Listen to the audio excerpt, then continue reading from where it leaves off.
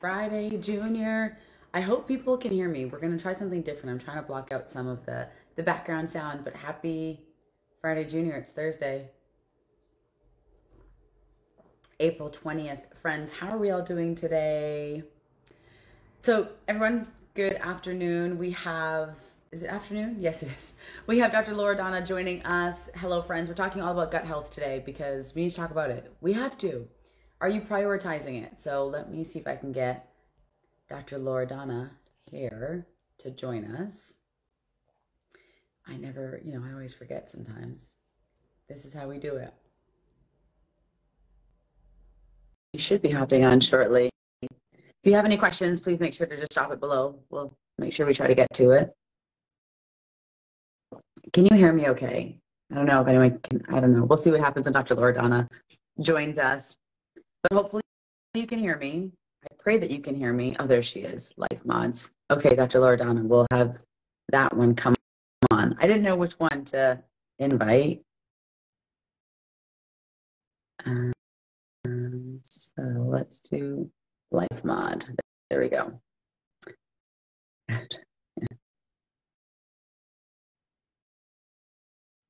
Gotcha. Hello. Can you hear me okay? Yeah, can you hear me okay? Fantastic. Good. Happy Thursday. How are you? Good. How are you? I'm just going to plug an external mic in. I want to see if it works. Yeah, for sure.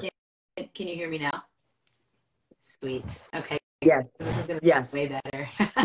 How are you, girl? I haven't seen you in so long. I am good. How are you? So good. So good. I'm excited to chat with you about gut health today. Me too, because I don't think we pay enough attention to it or give it enough credit, but we need to.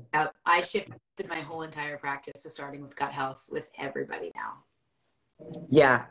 Well, okay. So for those who don't know, Dr. Loredana, tell us really quickly about yourself, and then we'll get into gut health. Yeah, sure. So I'm a pharmacist turned holistic. I have practiced as a functional nutritional therapist now. I have my own practice here in Newtown, Pennsylvania, in Bucks County. And I handle a ton of different conditions, but I've started to just focus primarily on gut health because the biggest symptom I saw in my office was bloating, acid reflux, and constipation, and mixed diarrhea cases as well. So this is my focus. It's interesting that you say bloating because a lot of people don't think that bloating is abnormal. Like they think that it's like a regular part of life. And one question that I will always ask people, like if you're going to bed bloated, you're waking up bloated, like whenever do you get relief? That's like a red flag, right? We don't pay attention to those red flags. You should have a little bit of bloating maybe after a meal, but it should go down, right? As your body is digesting things. Absolutely. It should absolutely go down. A little bit is normal, especially if you're eating foods that you probably wouldn't normally eat. Certain vegetables can cause it, but ideally it should be very minimal. If you had to rate on a scale of 1 to 10, 10 being I look like I'm pregnant, you should only bloat like to a 1 or a 2. Like it shouldn't be anything drastic. Yes. I love that. I love that. Okay, so tell me, you've been seeing a lot more bloating, a lot more GI. I thought that it was going to be quieter. Busiest street ever. We'll let that pass. Well, what do you see in your office with your patients and their digestive health? So I tackle gut health and I will approach it from the sense, so because I see a lot of hormones, fatigue, energy, I always try to tell people that what you eat and what you absorb is going to then what your body uses for you to have energy. So we need to make sure that you're actually able to absorb, your inflammation and your GI is minimal, so that way you can absorb nutrients. So people won't directly come to me specifically for constipation, but we always end up on the track of talking about gut health because you can't have healthy hormones if you're not pooping. You can't have healthy hormones if you're bloated all the time. You cannot have healthy hormones if you don't even, like there's so many issues that happen with GI. So I'm always talking about gut health just in I just relate it to their hormone levels. Yeah. Are you still there? Froze a little bit? Sorry. Yeah, you froze a little bit for a second. Okay, let's try now. Okay, we're back. So I would love to know maybe your top 2 or 3 things that you really like to share with your patients when it comes to gut health. Yeah, so I have 5 tips, right? So 2 are avoiding. I like it. Yes, okay. Right, so number 1, avoid antacids. A lot of people, when they have acid reflux, reach for over-the-counter Tums, Pepcid, whatever it is, Prilosec. And that is probably worst thing you can do for your gut in the long term, right? It's a catch-22 because you get symptomatic relief right away. So people say, oh, this is the fix. But what ends up happening is you reduce your stomach acid. Our stomach acid is responsible for triggering everything to continue to move downward. So if you're taking a stomach acid, an acid blocker, now you're slowing down your digestion. You might not be pooping as effectively. You might not be absorbing your nutrients as effectively. Things like minerals, calcium, zinc, just the basic nutrients need acid. And then you also increase your risk of infection, right? Acid is our first line of defense as things enter our mouth to kill the bad guys. And so now you run the risk of gut infections and something called SIBO. So that is my number one tip, is avoid an antacid. And instead what you should do if you have acid reflux, if you feel bloated, if you feel like you're full, your stomach is tight, if something's bothering you, reach for apple cider vinegar. It is like my fix that, to compare to my big fat Greek wedding, the dad always uses Windex.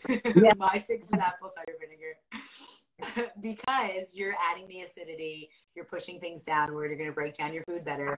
And I guarantee you, if you have acid reflux and you take apple cider vinegar, your acid reflux will go away, which sounds counterintuitive. So it's so interesting. It's not I mean, for many people it'd be counterintuitive, but in addition to apple cider vinegar, I always encourage people to consider other things like bitters to help stimulate and get your body ready and primed for digestion. And a lot of your cooking spices and herbs are actually really great for gut health, right? So like think like peppermint, spearmint, chamomile. So I will have people sip on that or take a drink it with their meals to ensure adequate optimal digestion. So I just, again, making that connection. Fennel is another great one as well. Yep. Ginger's a great one to add to that herbal list as well. Ginger stimulates gastric motility, so it keeps things moving downwards. That's a great tip. So bitters, and that's why I go to apple cider vinegar, because most people have it in the refrigerator. Yes. But if you have absolutely. Buy supplements, absolutely. I keep bitters on hand all the time. Yes, I love it. All right, so that was your first one. I love it. So no antacid. People pop Tums like it's nothing.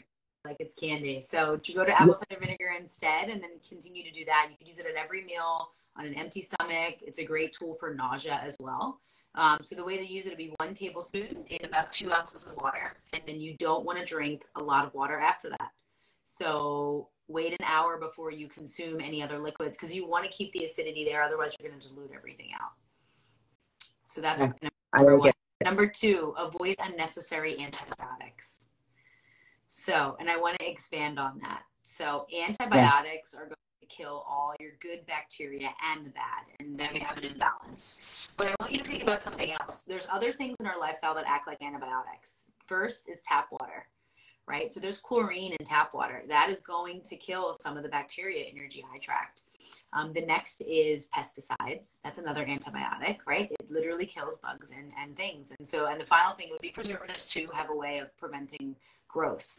So while we think this is a good thing, it's because it attacks both the bad and the good guys, and we want to keep the good guys around. So, and one final thing to think about is our meat. We get little slow doses of antibiotics in our meat supply. So if you're buying organic and grass-fed, you're going to eliminate that risk too. So that's actually the biggest exposure of antibiotic health. But that's where you're creating an imbalance. Which, have you experience with antibiotics and using it and seeing what it does to the gut? My God, all the time. So one of the questions I ask is, how many times have you been on an antibiotic in the course of your life? Because every time you take it, you are literally just wiping out and depleting your gut flora. And so then we start to see things like SIBO, like leaky gut, recurring chronic vaginal infections, and people don't always often make that correlation. So I'm like, listen, you've been on antibiotics more than 10 times in the past 4 years. You don't have a microbiome. You don't have healthy hormones. Part of your microbiome is dedicated just to processing estrogen. So, I mean, it's a give and take. Now, I understand sometimes you need an antibiotic. I do. But then I always encourage people, can you add in or increase your fermented foods for the next couple of weeks to really support your body? Right. And that was going to be following my next tip is probiotic foods. If you're going to take an antibiotic, always, always, always, absolutely take a probiotic. Now, not at the same time, because, right, it's going to destroy it, but definitely after the course is done, you should be adding that in. There's Yeah. clinical research that shows that people who have diarrhea from antibiotics, it's a 50% reduction in diarrhea if they use a probiotic alongside the antibiotic. What You just have to separate What are them, your right? 2 hours. favorite What's that? favorite probiotics? I think we've talked about this one before, but I think, are you a Claire fan? Yeah. No, I mean, there's a lot of good brands out there. I like ProbioMed, which is by Designs for Health. Okay. The reason why I point them out is because they put their probiotic in a delayed release capsule. So Yeah. this will allow it to survive your stomach acid better. So it passes through the stomach and it only releases in the bowels, which is where you want it to go. So other companies on the market, they don't have those delayed release capsules. So always take them on an empty stomach first thing in the morning, away from food and other supplements. Got it. Recommendation. What's your favorite brand that you go to? I like Claire and I love Designs for Health. I feel like the majority of our products are Designs for Health and Claire. I feel like with Claire, I can get a wide variety. Mm-hmm. Lately, I've been loving their Therabiotic Pro for people who just have like intense gas, like just excessive gas. So it's really great for those like tricky IBS cases, possibly be thinking SIBO. They typically have been responding really well to the Therabiotic Pro, IBS or relief, whatever it's called. But Designs for Health, Claire, and then NFH is another great company that I like as well for probiotics. They're kind of like my go-to, and depending on what someone's going through or dealing with, I will pick accordingly. Right, exactly. I like all those brands. Another one to add to that would be Megaspore Biotic, which is by Microbiome Labs. Are you familiar with them?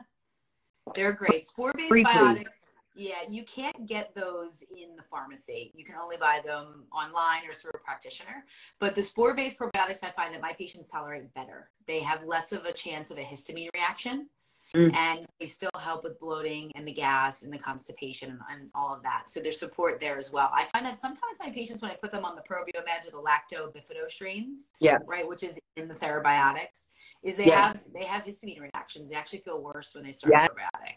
Yes. And that's a whole other can of worms, feeling worse when you start a probiotic. That's like a red flag that people don't think, and they'll like push through it. I'm like, no, stop. Like, do not take a probiotic if it's making you feel crappy. Right. And I always recommend, it's not about avoiding it entirely, it's about going slower. And that's the cases that I've seen is instead of avoiding it, what you'll do is you skip it till you feel better, and then you go to sprinkle it in. Like you take it once every 3 days or once every 4 days. And then as long as you can tolerate that, it's about letting the microbiome adjust gradually over time. It just tends to be too much, too quickly, too fast. Right? You got to think of your microbiome as like your muscles that you're trying to work out at the gym. You're only going to increase your weights little by little every time you go in there, right? 2.5 pounds, 5 pounds. You're not going from 0 to hero, in a second. So you got to think of that with your gut health too. And that's not a rule for trying new foods, eating fermented foods, trying probiotics. It's low and slow is the game. And if you have a symptom, back off and just go a little slower. So that's my experience with that. What are your thoughts on prebiotics? I like prebiotics. I just looked at a bunch of clinical research, and prebiotics don't have any benefits in things like constipation, but they have benefits in like long-term health. So taking it like 2-3 months at a time, you'll see more weight loss, you'll see mood stability, you'll see other things like that. So prebiotics are great to feed the good guys, right? We always talk about the probiotic, which is the organism, but now we got to give them food.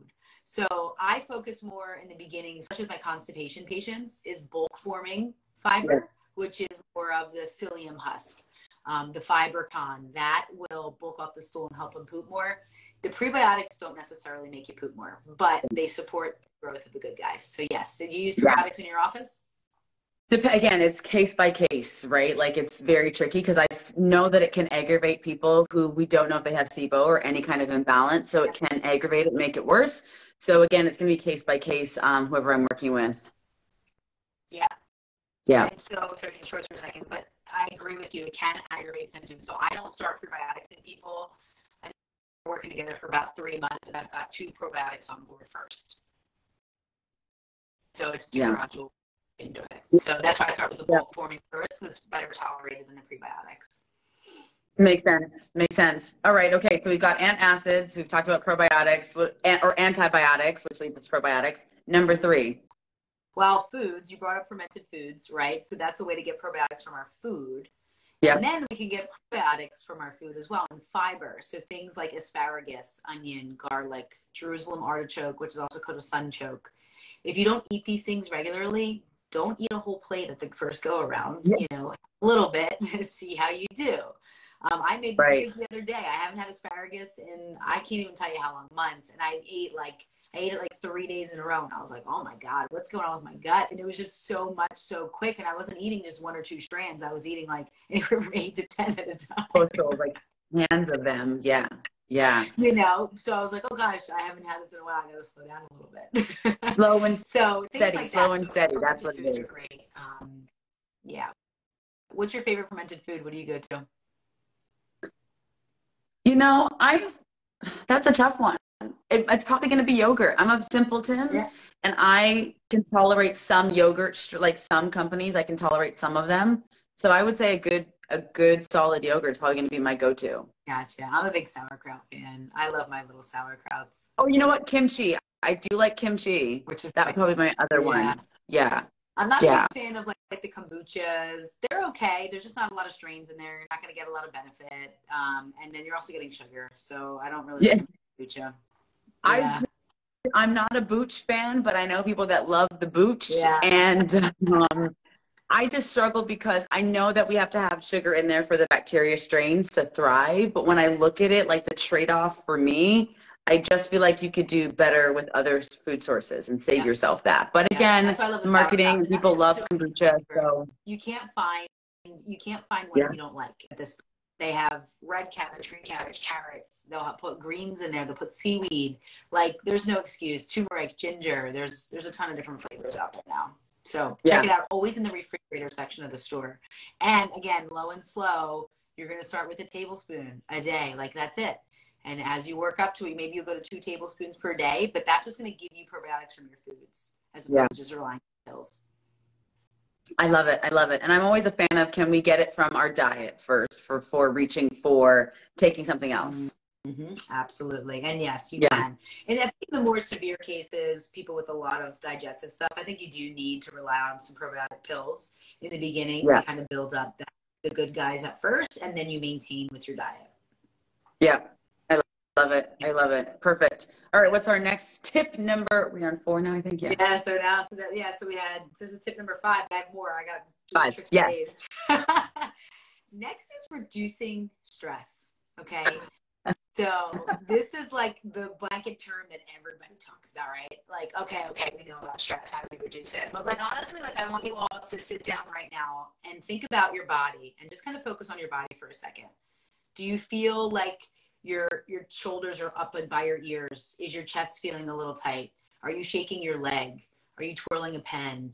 Are you playing with your hair? Like those are ways that our body is trying to move nervous energy out, but we just can't stay still, or we're feeling tightness somewhere in our body. Yeah. And so I want you to start like sit with yourself for even if a minute and just do a body scan. Where do I feel tension? Where do I feel stress? And just breathe into it and relax, because when we're constantly in a stress state, our body is not digesting. Okay. There's a reason why we call it fight or flight.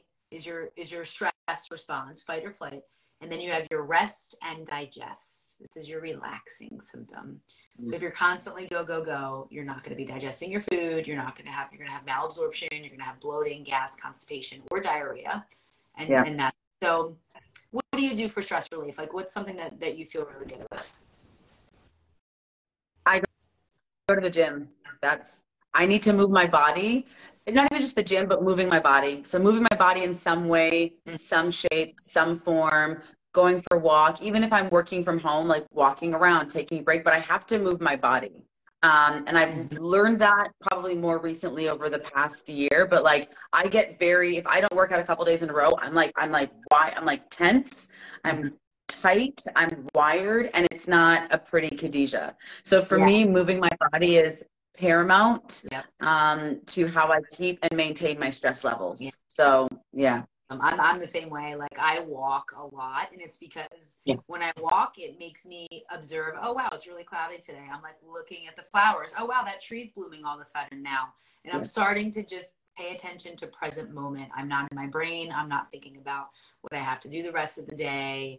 I'm really the weather and what's around me. So present moment relating is like a stress relief technique of like what's happening around you. What do things smell like? What do they look like? And just kind of like relaxing into that. So, which means you need to be off of your phone. yeah.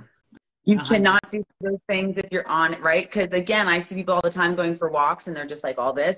And I get it. Maybe you want to listen to something, but I think it's important to, like you said, be very present. The more you start to become in tuned, then you start to listen to your own body and your own body's cues. And that's super important, right? Because how many of us, and I don't know about you, I'm pretty sure you do, but I ask my patients all the time, how often do you go to the bathroom? And they're like, oh, I'm normal. And I'm like, no, what do you consider normal, right? I have people tell me that they go once a week. To me, that's not, yeah. And I'm like, wait a minute. What do babies do? Babies eat, sleep, and they poop. Why are you any different? We're just a taller version. So why are you not pooping on the regular? You eat food on Monday. It should probably be passing through your GI that same day or within the next 24 hours, right? Like we have to start thinking about this and not using, oh, but I'm busy. No, you're not. You have to poop. Yep. We probably have just kind of ignored those signals. And so that connection between brain and intestinal tract and nervous probably just disconnected at the moment because we have pushed it to the side. But bowel movements, how many do you think people should be having? What do you think is a kind of a good place to be? Minimum once a day, right? And it's minimum. If you can go twice a day, that's even better. But it's hard to get people to go more than twice. But it should feel like you're complete, you're emptying. It should feel good, like you're satisfied after, not like, oh man, I think more could come out. You know, that's constipation if you think more can come out. And a lot of people mistake constipation. So a lot of people will have alternating constipation and diarrhea. And that's considered constipation because what ends up happening is things are getting stuck and it's not moving and it's not digesting properly. So the body pushes it out quickly with liquid, whatever can squeeze by, and then it comes out. And then it goes back to constipation, and then it's, oh, I got to get some of this out, and a little bit can squeeze by. That's considered constipation. Yeah. So it's interesting to observe people's bowel habits. So like I said, the two things that help IBS constipation are the probiotics, so the lactobifidus strain, but even in clinical research, it doesn't matter what strain. They use single strain probiotics and they use multi-strain, and both of them had benefit in constipation. So really just try one and see how you do. And then number two is using that bulk forming fiber, which would be like your psyllium husk fiber. That is, and again, starting slow, a teaspoon of psyllium husk in about 8 ounces of water. I would drink it on an empty stomach. So usually after dinner, I tell people to drink their fiber drinks because usually after dinner is when people get food cravings and they want to eat and snack. So instead I have them drink a little fiber drink and the craving goes away. And then by morning time, they have a bowel movement. But you start at a teaspoon a day and monitor your bowels. The reason why these work is because, so like psyllium husk, they're called bulk forming because they absorb water into themselves. So they bring water into your GI tract, which dehydration is a big problem for constipation too. So now we're bringing water into your GI tract. And number two, they're swelling. And so when they swell, it causes the receptors in our colon to stretch. Yeah. And that causes signals to the brain like, oh, there's something in here. Let's start making contractions and move this out, right? So that's how bulk forming fibers work. So I would start there and then see how you do. But again, if for some people, fiber makes things worse. And for some people, it makes it better. You're not going to know for you until you try it, right? So that's it. Just try it out, give it a week, and then take it from there. I'm glad that you said that it could work and it couldn't, because sometimes I find people, I'll be like, hey, I'm starting you on a probiotic, and they'll be like, I've tried that. It didn't work for me. And I'm like, but let's try this one. We've corrected some other areas and let's see how you do. So I do encourage people, like if you haven't had the best success maybe with fiber or a probiotic, as Dr. Loredana said, try it again, take it slow to really ensure it, because I 100% probiotics are considered one of like my essentials in terms of supplements that we should all be taking. Yep. We should all be on a probiotic. I mean, there's just so much that happens in your gut. And again, if we could all be like on the magic school bus and like take a trip into our GI, and you would see the antibodies that are being made, your immune system, you're absorbing vitamin K. So much happens within your abdominal area. It's just unreal. Yeah. I agree with you. Like 70% of your immune system is in your gut. I mean, they're calling the gut the second brain now. Yes. But I wanted to touch on one thing you said about time frame. And so a lot of people say they'll try things for a couple of weeks and they move on. what we're finding in clinical research now, and these are meta-analysis studying, I mean, we're talking 4,000 patients or greater in some of these studies. And they're finding that most of the benefits really, like they'll start to get some benefits, but then all of a sudden it really takes off after the 8-week mark, and even more so after the 3-month mark. So you got 2 months to 3 months, as I'm saying. So when you guys are doing anything with probiotics, you cannot give up until 3 months after. In fact, don't ever give up, to be honest, because I agree with you, it's an essential. Yeah. We have a question that just popped up. Yeah, I saw that. What do you recommend for what brand for the psyllium husk? I like Now brand is good. They're actually an affordable company, and most of their products are good. So Now brand is good if you like capsules, okay, because they put it in capsule form for you. There's also Organic India. And that is like a big, tall tub. It'll last you probably for 3 years. It's so big. Anything that's organic and it only has the one ingredient is great. They sell it in whole psyllium husk fiber. So it's like little whole kernels. The thing is that when you drink that, you will feel it in your mouth. So that's like a texture thing for some people. And then other people put it into powder, which will mix in a little bit. But it's still a little chunky. It's still got texture to it. So that's why some people prefer the capsules over the powder. I use the powder. It's cheaper. I just take it down real quick. Yeah, I'm with you. I do like Now. I agree with you. They're definitely affordable, more easily accessible for a lot more people because it's found in so many more places, not like a specialty. So I would agree with you. Most of my population, they like capsules, so it's gonna be a capsule that they get. Yeah. Yeah. Really quickly, one question. One thing I want to touch on really quickly is the use of laxatives. Okay. For things like constipation. Yes. I think that you should use them if you are constipated. Poop is toxic. It needs to come out. Yeah. But long-term use is not good because you increase your risk of cramping, pain, and hemorrhoids is probably the biggest concern. Using Senna all the time and Dulcolax and all those types of things. So I usually start my patients on it in the beginning because it does take time for the probiotics to really kick in and start to work. Yeah. So yes, in the beginning for a couple weeks at a time, use it to make sure that you're pooping every single day, but not relying on it is not the way to go. What are your thoughts on laxatives? Absolutely the same. What happens is if you're relying on it, you are disconnecting a really critical signal between your brain and your colon, right? So now it's going to get lazy, right? Atonic colon. So now your body's not going to be trained to get the signal, right? So when the poop is sitting there and it's pressing down on your sphincter and it's lighting up receptors, it's just going to be like, okay, that's okay. She's gonna do a laxative or an enema, so we don't have to worry about it. Yeah, so exactly. In the initial phases, yes, as we clean up the diet, as we work on other things, but then we taper you off. Mm-hmm. Yeah, absolutely. We only have a minute or two left, but one thing I wanted to comment on was constipation. How are you pooping is a really good question. What is your position on the toilet? Are you giving yourself time to relax into it?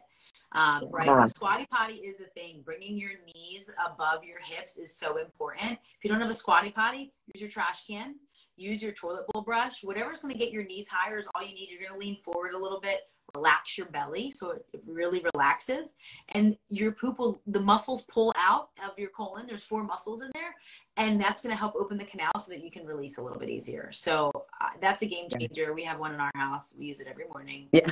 So easy things that you can do at home to improve your stools and get Yeah, I love it. As always, Dr. Loredana, I feel like we have to do a constipation part 2 of this, because constipation, I feel like, is more prevalent than diarrhea. I get people, again, telling me that they go once a week, and that, to me, like you said, poop is toxic. We don't want that in your body just sitting there hanging out.